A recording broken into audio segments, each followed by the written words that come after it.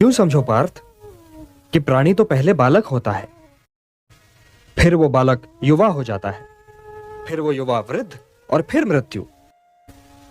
किंतु ये यात्रा तो शरीर की है। आत्मा तो इससे भी आगे जाता है।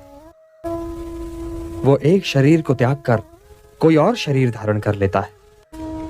इसलिए जो यात्रा मृत्यु पर समाप्त हो जाए वो तो केवल शरीर की यात्रा है पार्थ। लाभ और हानि की इस कामना में न भटको पार्थ, न भटको। केवल कर्म करो। कर्म कर्म तो अपने आप ही में पुण्य है, पवित्र है और समाज के लिए कल्याणकारी भी है।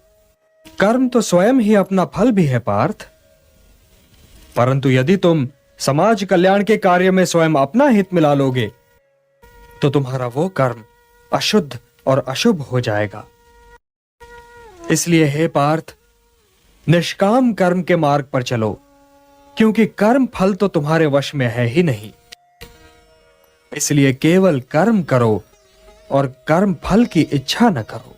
संसार मेरी ही संतान है। संसार की सेवा करना अर्थात मेरी सेवा करना। संसार के भले के लिए जीना ये एक सर्वोत्तम आदर्श है वत्स। परंतु संसार के भले के लिए मर जाना ये वो महान कार्य है जो प्राणी को मरकर भी अमर बना देता है। कर्म पूजा है वत्स, कर्म यज्ञ है, कर्म जीवन है, जीवन का आदर्श है। जीवन एक सौभाग्य है पुत्र, एक वरदान है, मेरा दिया हुआ प्रसाद है, एक अवसर है, संसार की सेवा करने का अवसर, परिवार की सेवा करने का अवसर। मेरा नाम लेकर मुझे पुकारने से पहले यह बताओ पार्थ कि इस समय जब विनाश के बादल चारों ओर से उमड़ आए हैं और धर्म, रक्षा और विजय की आस लिए तुम्हारी ओर देख रहा है, इस संकट की घड़ी में तुमने कायरता के इन हीन भावों को अपने हृदय में आने कैसे दिया? श्रेष्ठ पुरुष तो यूं विषाद में डूबा नहीं करते। धर्म और अधर्म के बीच संघर्ष की इस निर्णायक घड़ी में नपुंसक न बनो पार्थ। हे परंतप, हे शत्रु संहारक, हे धनंजय, तुम्हारे ये भाव अनार्य हैं। ये तुम्हें स्वर्ग से गिरा देंगे और कीर्ति से भी, और तुम स्वयं ही अपने तिरस्कार का कारण बनकर रह जाओगे। इसलिए हे पार्थ, हृदय की इस दुर्बलता को त्यागो और युद्ध के लिए खड़े हो जाओ।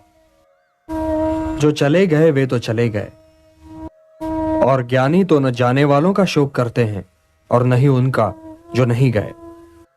वे तो न विगत के लिए शोक करें और न ही अगत के लिए, कि मूल तत्व शरीर नहीं आत्मा है और मृत्यु उसकी यात्रा का अंत भी नहीं है, क्योंकि उसकी यात्रा तो अनंत है।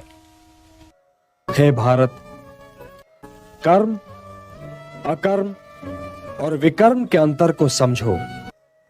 कर्म तो कर्म है ही, किंतु जो कर्म कर्म फल की आशा से मुक्त होकर किया जाए वो अकर्म है, और जो कर्म व्यक्ति और समाज के हित में न हो वो विकर्म है, निषिद्ध है। कर्म अकर्म से श्रेष्ठ है, कर्ता अकर्ता से श्रेष्ठ है। और हे पार्थ, जो अकर्ता है, जो कर्म फल की इच्छा से मुक्त है, वही ज्ञानी है, वही बुद्धिमान है और वही कर्मयोगी है।